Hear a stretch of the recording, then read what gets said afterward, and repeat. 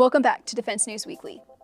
Everybody could use a little companionship from a loyal pet, but for some people, that kind of company can be part of a regimen that keeps them mentally and physically healthy.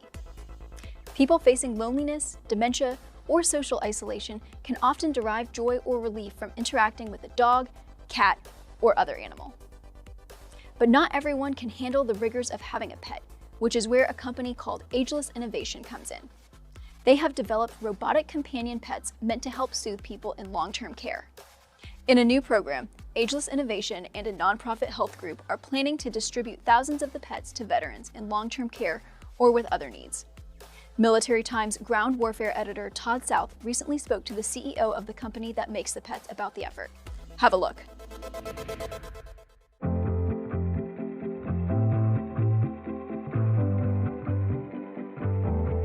So it's always good to kind of get a little personal touch here. So before we talk about the company, if you could just tell us a little your background, especially as it relates to these types of technologies or this type of endeavor to help seniors with technology. So I don't know if you've had training or education or previous business experience.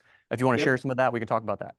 Yeah, sure. I grew up in the manufacturing industry out of college, and then went into some technology, early stage companies. Ended up at Hasbro in about the fourth or fifth iteration of my career.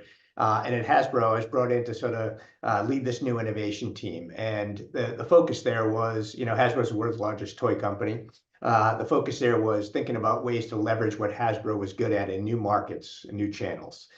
We chose health and wellness, did a bunch of research, and found this incredible need in the older adult population for more fun and joy and play and companionship.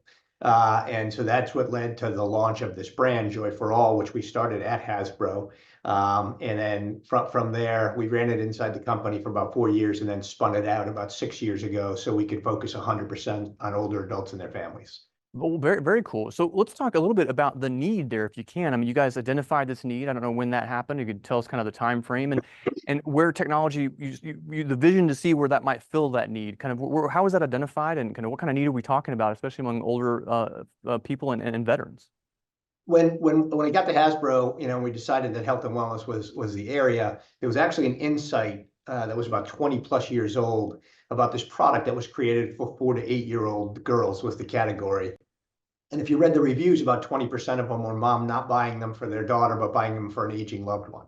And as we leaned into that, what we found is really two key pillar insights. One was there was this incredible need for interactive companionship in the older adult population. There was an epidemic well before the pandemic, but an epidemic of loneliness and isolation that was causing, innumerable health issues for older adults. And it just started to get recognized.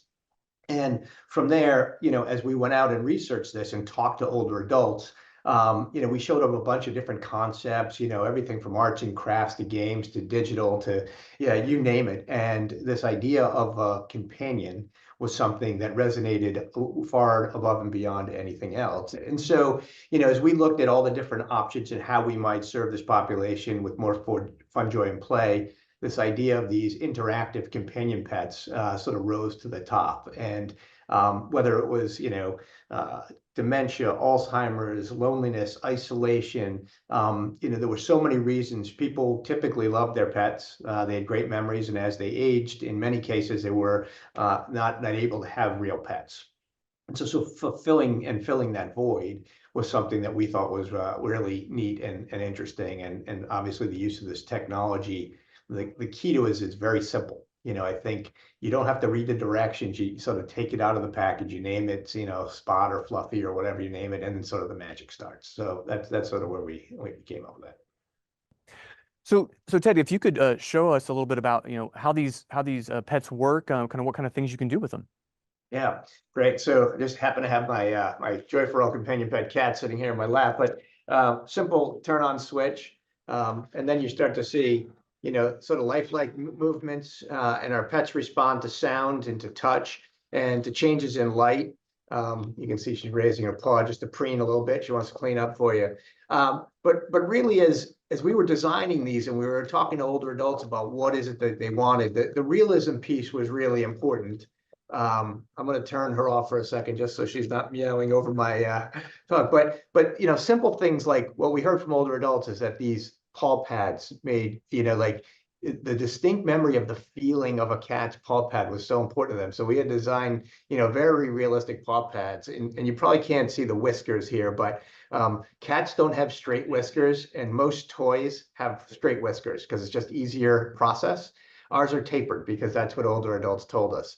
One of the key features that we hear about, especially in the cat, is that cats, when they purr, they have a tactile vibration that you feel, and that meant so much to people. So we created a technology inside of the cat called VibraPurr. So when our cats purr, you actually feel it. So if it's sitting on your lap, you're really getting this interactive give and take relationship. And similarly with our pup, there's a heartbeat that that triggers if it's not acting like a puppy. The cat's completely non-predictable because cats never do what you want them to do when you want it to do it. So if I had told it to preen right then or tried to get it to do it, it wouldn't have, but it does it on its own. With a pup's a little bit more predictable, as pups are. Ted, I understand you have a specific program geared toward veterans. Could you tell us a little bit about that?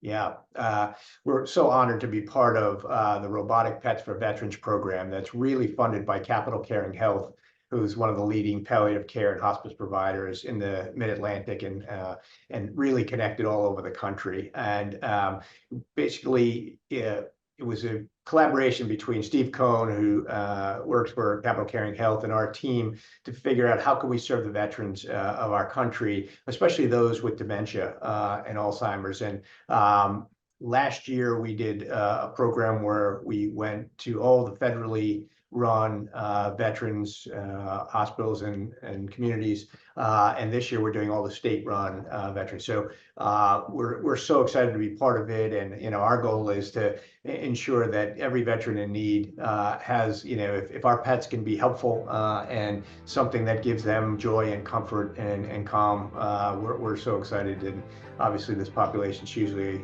important to us, so we couldn't be more proud to be part of it.